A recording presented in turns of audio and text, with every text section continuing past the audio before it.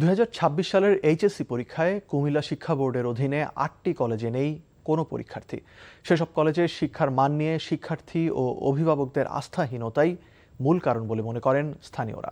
শিক্ষা বোর্ডের কর্মকর্তারা বলছেন, শিক্ষামন্ত্রীর নির্দেশনায় মানহীন এমন শিক্ষা প্রতিষ্ঠানগুলোকে পর্যবেক্ষণ করে সেগুলোর বিরুদ্ধে ব্যবস্থা নেওয়া শুরু হয়েছে।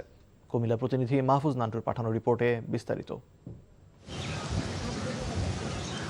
কুমিল্লার বরুড়া উপজেলার বেগম জহিরা মহিলা কলেজ প্রতিষ্ঠিত হয় 2000 সালে। প্রতিষ্ঠার 26 বছর পর এসে এই কলেজ থেকে কোনো শিক্ষার্থী এবছর এইচএসসি পরীক্ষা দিচ্ছে না। ভগ্নদশায় পড়ে থাকা কলেজটির অফিস সহকারী জানালেন, প্রতিষ্ঠানটিতে 65 জন মেয়ে শিক্ষার্থী একাদশ শ্রেণীতে ভর্তি থাকলেও কেউ পরীক্ষার জন্য ফর্ম পূরণ করেনি। এমন চিত্র আরও 7 কলেজের। 65 জন শিক্ষার্থী আছে, তার মধ্যে কেউ পরীক্ষা দিচ্ছে না। রেজিস্ট্রেশন আছে, সবকিছু কমপ্লিট আছে, কিন্তু তারা পরীক্ষা দেবে না। কিছু বাচ্চা আছে বিবাহের উপযুক্ত হলে বিবাহে দিয়ে দেয়, আর কিছু আছে কর্মী জীবনে ফিরে যায়। অর্থাৎ তারা পড়াশোনামুখী ওই পর্যায়ে না, যারা ভর্তি হয় বিপদে পড়ে বা আমাদের আগ্রহ দেখে, কিন্তু পড়াশোনায় কি সরাসরি ছাত্রক্ষেত্রে আমরা পাই।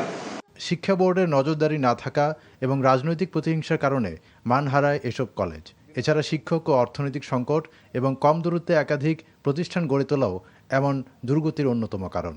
শিক্ষক এবং শিক্ষার্থীর অনুপাত দেখতে হবে। অনুপাত দেখে তারপরে সিদ্ধান্ত নিতে হবে যে এই স্কুলটা পরিচালনা করা যায় কিনা।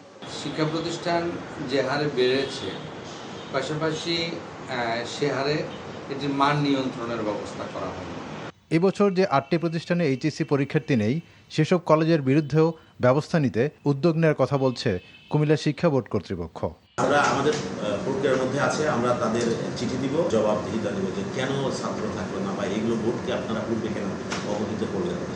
তো যে সমস্ত শিক্ষা প্রতিষ্ঠান থেকে পরীক্ষার্থী পাওয়া যাচ্ছে না, সেই শিক্ষা প্রতিষ্ঠানগুলিকে শাস্তির আওতায় আনতে হবে। এবার কুমিল্লা শিক্ষা বোর্ডের অধীনে 6 জেলার 464টি প্রতিষ্ঠান থেকে 95,702 জন পরীক্ষার্থী এইচএসসি পরীক্ষায় অংশ নেবে। NTV news desk.